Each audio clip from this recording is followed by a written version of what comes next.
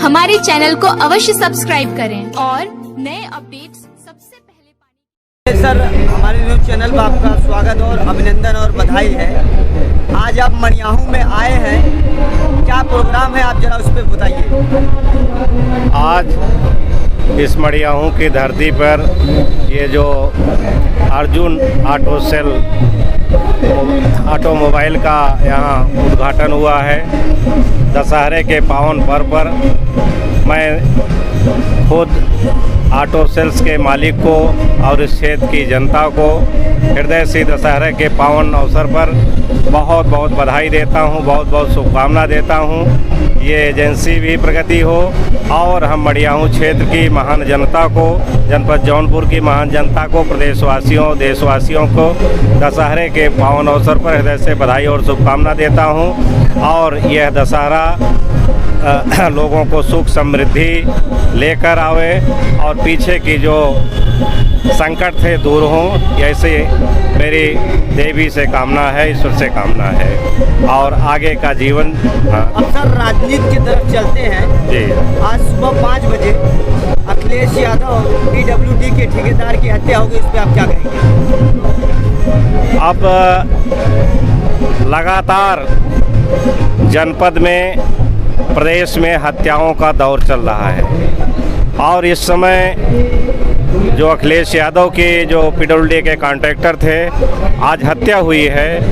इसके हत्या से पूरा जनता दुखी है, जनपद के लोग दुखी हैं और लगातार हत्याओं का दौर चल रहा है।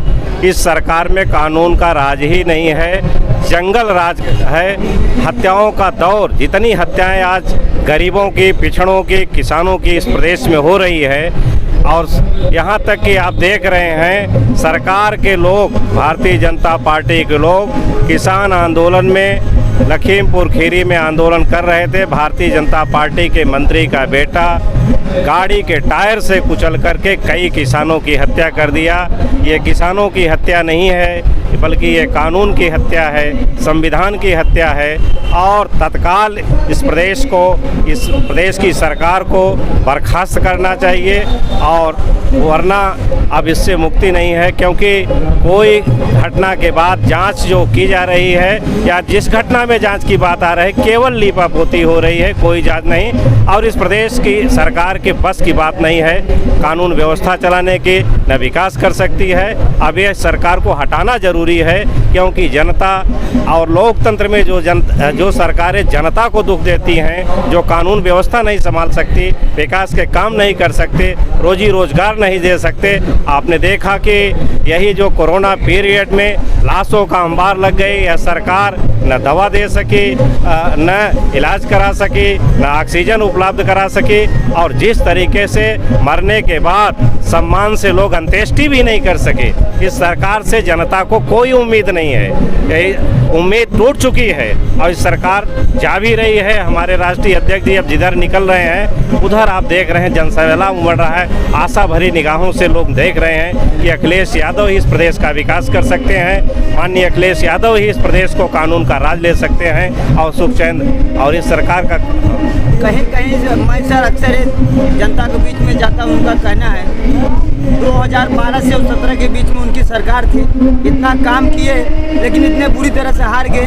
अब किस प्रकार का दावेदारी करें 2022 में सरकार बनेगी। ऐसा है, जनता को झूठे सपने दिखाया भारतीय जनता पार्टी ने। भारतीय जनता पार्टी ने झूठे सपने दिखा करके, धोखा दे करके, झूठ बोल करके, जनता को बरगला करके 2017 में सरकार बना लिए। लेकिन जनता अब जान चुकी है कि भारतीय जनता पार्टी अंतर्राष्ट्रीय झूठ पार्टी है, अंतर्राष्ट्रीय झूठ का केंद्र है। झूठ बोलने के अलावा झूठ, इसलिए न किसान की खाद सस्ती हुई, न उनकी बिजली सस्ती हुई, न रोजी रोजगार मिला और न ही विकास के सड़कों का हाल देख लीजिए।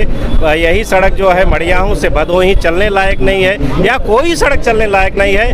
केवल ये सरकार झूठे केवल बयानबाजी करती है, कागजों में काम है, जमीन पे कोई काम नहीं है। अब जनता झूठ जान चुकी है भारतीय जनता पार्टी की, लाख कहें। अब जनता को कि आप जब तुलना करती है 12 से 17 जो माननीय अखिलेश यादव के काम हैं और 17 से 22 के तुलना करेंगे तो ये सरकार के काम कहीं टिकती नहीं। और जहाँ तक कानून व्यवस्था काम है, चाहे बलिया की घटना हो, चाहे हाथरस की घटना हो, चाहे बड़ी बड़ी घटनाएं जिस तरीके से हुई, चाहे खीरी लखीमपुर की घटनाएं हैं, कोई कहीं किसी को न्याय मिलने वाला है? अभी गोरखपुर में सरेआम पुलिस के लोगों ने व्यापारियों की हत्या कर दिया, पुलिस के विभाग, और सीधे सीधे जो व्यापारी गया था उसके रियल एस्टेट का, उसकी हत्या कर दिया और कोई कार्रवाई नहीं हो रही है। दूसरे यहीं जौनपुर में पुलिस के लोगों ने पीट करके यादव की हत्या बक्सर थाने में कर दिया और मुकदमे नहीं लिखे गए।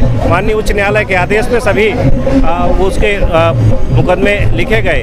इसलिए मैं कहना चाहता हूं कि सरकार को अब एक ही रास्ता है, जनता उत्तर प्रदेश की अब तैयार बैठी है और समाजवादी पार्टी की सरकार बनाने जा रही है, जो लोकहित की सरकार होगी, जनहित की सरकार होगी, किसानों की सरकार होगी, युवाओं की सरकार होगी, व्यापारियों की सरकार होगी और प्रदेश में अमन चैन कायम होगा, ऐसा लोगों को विश्वास है।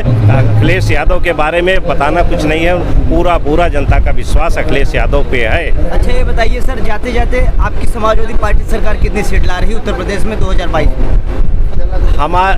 जिस तरीके से उत्तर प्रदेश में जनता अगड़ाई ली है, लोगों ने अगड़ाई लिया है, इस सरकार का सफाया हो जाएगा, सफाया हो जाएगा।